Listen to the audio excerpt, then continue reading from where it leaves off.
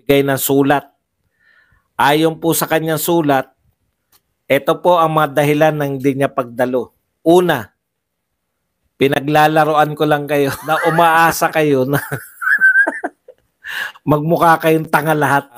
Dear Congressman Barbers, Chairman, Quadcom Committee, sa mga umaasa, utot nyo.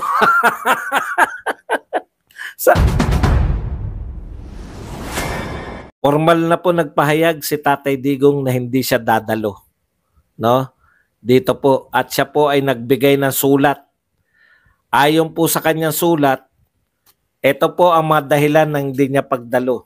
Una, pinaglalaroan ko lang kayo. Ikalawa, ang dali niyong utuin. Ikatlo,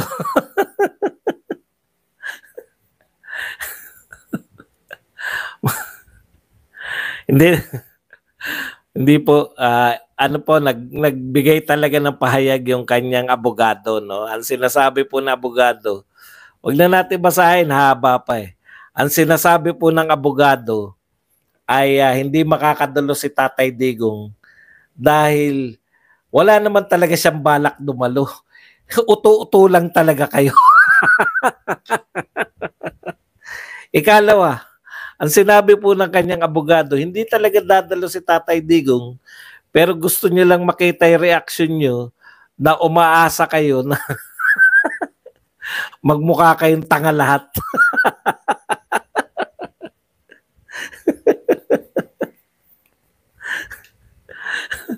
Ang mga umasa, no? Asang-asa sila eh, no? Sabi ni Tatay Digong, ganito eh. Ha? Sabi ni Tatay Digong, anytime. No? Gusto ko rin talagang gusto ko rin talaga magpahayag ng mga saloobin ko tungkol sa war on drugs. Anytime. Imbitahan niyo ako. Yung mga ototo. Nag-imbita naman yung mga ototo.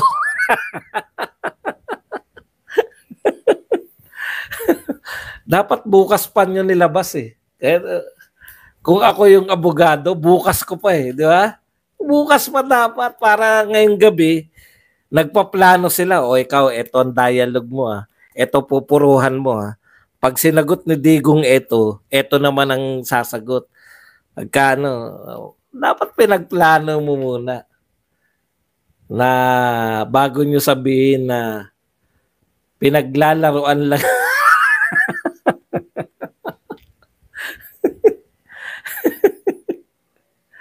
O ngayon, wala naman po silang pwede dahil iniimbitahan lang nila eh. Di ba?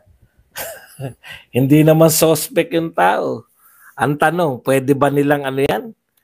Pwede ba nilang gawing ano si Tatay Digong? I-contempt? Malamang hindi. Kasi nagpahayag sila kanina eh. Sabi pa nila talagang we will give respect kay former President Rodrigo Duterte. Pero may plano na sila, no? Ano kaya pakiramdam? Abante. Wala ka ba statement? Abangan natin. Cool ka lang. Yung puso mo, abante. Baka manggigil ka na naman. Sayang. Hindi. Hindi, may pahayag naman po. Formal naman siyempre. Abogado yung pwede bang ganun? Pwede ba sabihin na yung pahayag talaga, ito talaga laman. Dear Congressman Barbers, Chairman, Quadcom Committee, sa mga umaasa, utot nyo. Sabi ng abogado, sa mga umaasa, utot nyo.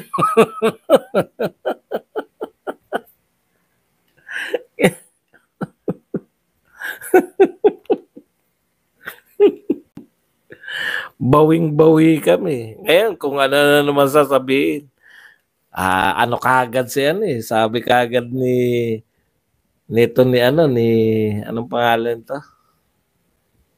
Sabi ni Trillanes. May mga reaction kaagad eh. Nakakatawa talaga eh, no? Ito po ang reaction ng mga umasa. Mga patawa eh.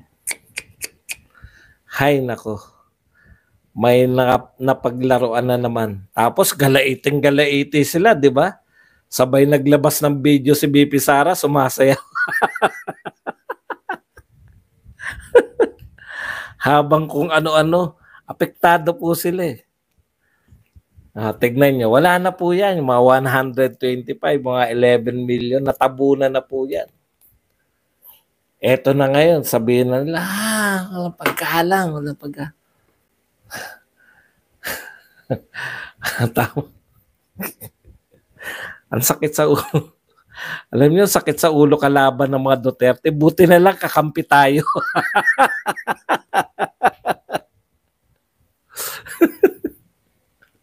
Buti na lang kakampi tayo ng mga Duterte, no? Kasi talagang putya, eto na pagkakataon natin. Baka nagpaplano yung mga yan, eh. Putya, ikaw to, ha? Ikaw ang babanat dito, ha, sa yung Sohol. Ay yung yung reward system. Ikaw naman yung doon sa drug lord, yung kinongratulate niya. Ikaw naman dito kay Garma, yung kanilang bakit malapit kay Garma. Ikaw naman. May kanya-kanya ng trabaho. Stick to the plan tayo, ha. Stick to the plan. Puta, malaki to. Malaking balita to. Sikat tayo lahat. Sisikat tayo talaga. Sabay nagpadala ng ng yung abogado ni Tatay Digong. All members of Quadcom. Oh. Hindi po makakadalo si Tatay Digong dahil pinaglalaroan lang.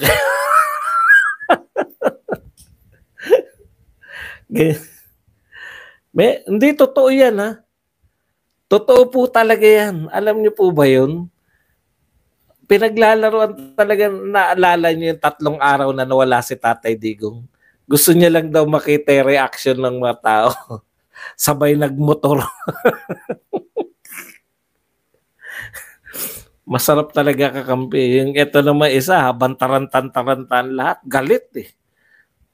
Pinahukay. Hay nako. Ito naman po sabi ni Sonny Trillanes nung hindi dadalo si Tatay Digong. Hindi makakadalo si dating Pangulong Rodrigo. Puro yabang lang, pero duwag naman. Duwag daw si Tatay Digong. Ano ngayon? Duwag pa ba? Yan ang isang bagay na hindi nyo, walang maniniwala sa inyo pag sinabi nyo duwag si Tatay Digong. I write in behalf of my client, Honorable Rodrigo Roa Duterte, the former President of the Republic of the Philippines. Ito po talaga yung laman.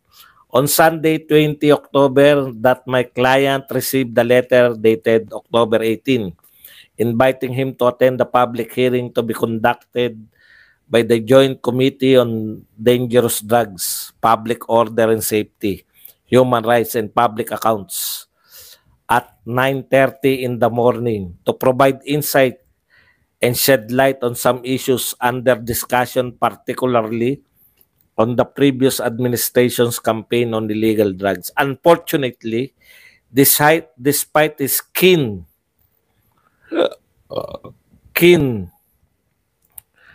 at intention to attend, unfortunately, sa kasawiang palad, kahit gustong-gusto ng aking kliyente na umattend, my client respectfully manifests that he cannot attend the public hearing set on 22 October 2024. Aside from the short notice given him, maliban sa binigyan nyo ng maikling panahon, my client just arrived in Davao from Metro Manila last October 17. Considering his advanced age and the several engagement he had attended, he is currently not feeling well and is in need of much rest. Hence, my client respectfully requests to defer his appearance before the Honorable Committee is scheduled tomorrow. Ayun. So, ito po, nagbigay po ng petsa si Tatay Digong. Rest assured of my client's willingness to appear before the House of Representatives on some other available date. Preferably after November 1. Ayan. So nagbigay po si Tatay Digong, no? Makaka-attend lang siya after November 1, 2032.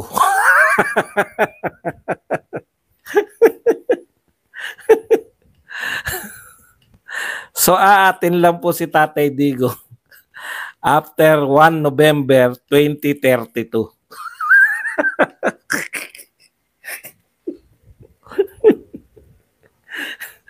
Malinaw ha. Pag pag hindi